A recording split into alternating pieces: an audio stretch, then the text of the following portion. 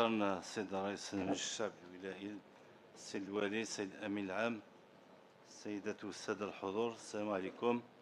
الزلف الأول هنا بالنسبة للعمليات الاستثمارية بخصوص سنة 2025. Juste pour vous informer que le secteur n'a pas bénéficié d'opérations d'investissement dans le cas pour l'année 2025.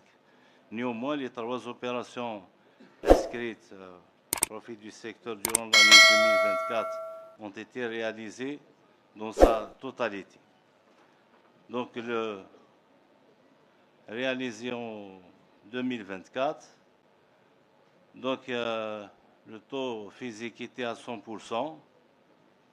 La contrainte qu'on avait, c'était l'aspect financier. Donc, on n'a pas reçu les CP en totalité pour qu'on puisse assainir le dossier. Donc, durant l'année 2025, donc, nous avons reçu les CP nécessaires, notamment concernant la retenue de garantie pour les 3 projets. Donc, nous avons procédé au paiement des situations à temps. Donc, le taux de consommation des CP au 31/12 était à 100%. Donc, هذا بالنسبة للعمليات الاستثمارية. Donc, le taux de consommation des CP il est à 100%. Suite après avoir reçu les crédits de paiement nécessaires durant l'année 2025 où nous avons pu assainir la situation qui était en instance. بالنسبة للقطاع on intervient في les 2 volets. Donc, فيه النشاط الاجتماعي, l'action sociale, et on intervient aussi au titre de la solidarité nationale ما يخص العمليات التضامنية. Donc, القطاع لقد انجز وحقق نتائج إيجابية جد مرضية في إطار عمل تنسيقي تشاركي تنفيذا تعليمات السيد والي الولاية وتطبيقا قلت لهذه البرامج المحققة فيما يخص العمليات التضامنية، سواء كان العملية الخاصة بالشهر رمضان الكريم أو العملية التضامنية الخاصة بالدخول المدرسي.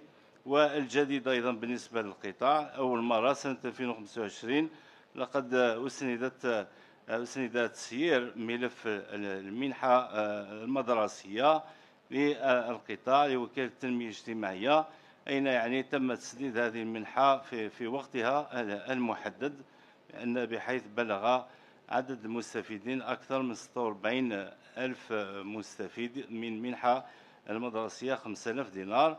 وأيضا الشيء الجديد بالنسبة لسنة 2025 هو إصدار قانون يسمح بالمستفيدين من المعوزين غير مؤمن اجتماعي الاستفادة من هذا الجهاز. لقد تم تجسيده خلال سنة 2025 بحيث بلغ عدد المستفيدين من هذا الجهاز 51 مستفيد، لأن يسمح لهم باقتناء الأدوية مجانا وبالتنسيق مع مصالح صندوق الضمان الاجتماعي كناس. بالنسبة للعمليات التضامنية الأخرى، عملية l'opération de prise en charge des personnes SDF en situation de rue durant la période hivernale. L'opération nous avons permis de prendre en charge 29%. C'était des sorties nocturnes qui s'étaient allées depuis octobre jusqu'à fin avril. Oui, on a pu prendre en charge 29 personnes avec la contribution de différents secteurs, services de sécurité, la protection civile, la santé et le Croissant Rouge, le mouvement associatif et aussi d'autres partenaires.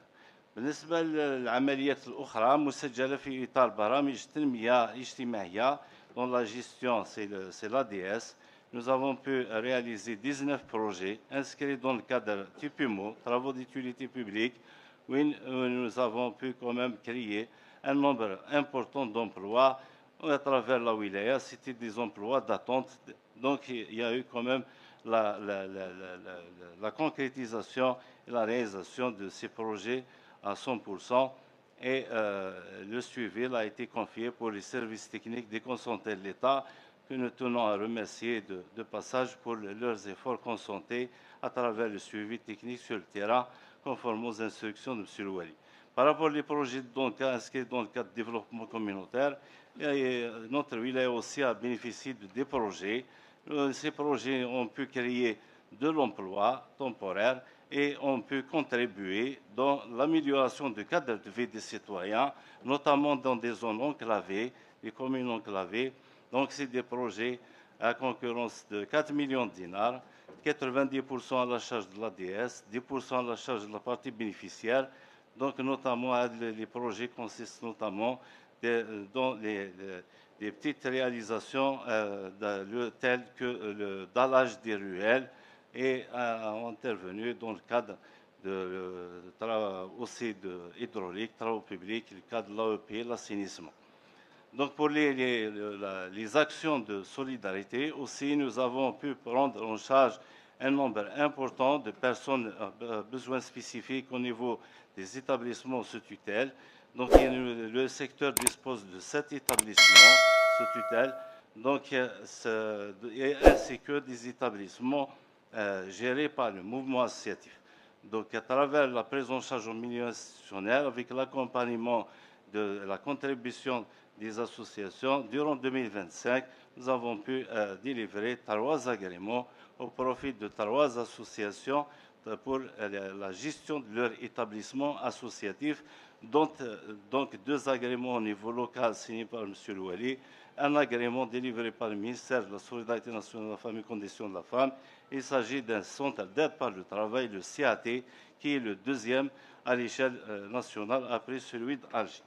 Donc, par rapport aussi à la prise en charge des personnes à besoins spécifiques, notre ministère de tutelle a alloué des crédits nécessaires sur le budget programme au titre de l'année 2025, destinés pour l'acquisition d'appareillages orthopédiques et leurs accessoires. Cette opération nous avait permis de prendre en charge un nombre important de personnes à besoins spécifiques, notamment à travers l'acquisition de motos tricycles, des chaises roulantes électriques, les chaises roulantes pour EMC, infirmité motrice cérébrale, aussi les prothèses auditives et les différents matériels pédagogiques destinés pour les non-voyants et malvoyants, le cas de calculatrices parlantes et les tablettes.